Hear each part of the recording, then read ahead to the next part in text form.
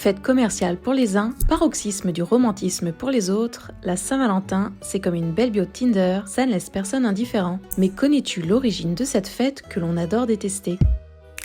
Alors c'est un peu flou, mais on lui trouve des points communs avec la fête romaine des Lupercales. Les Romains sacrifiaient un bouc, taillaient des lanières dans sa peau et partaient fouetter des jeunes femmes afin de les rendre fécondes. Pour le romantisme, on repassera.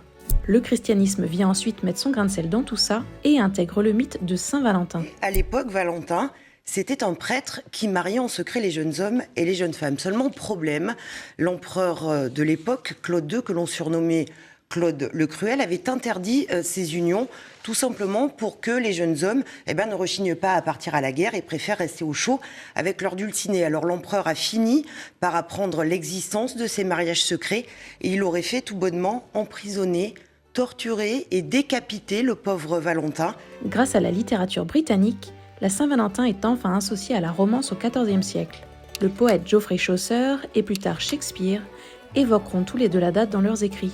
L'histoire prend une nouvelle tournure en 1847. Aux États-Unis, la jeune Esther Holland a 19 ans et vient de finir ses études.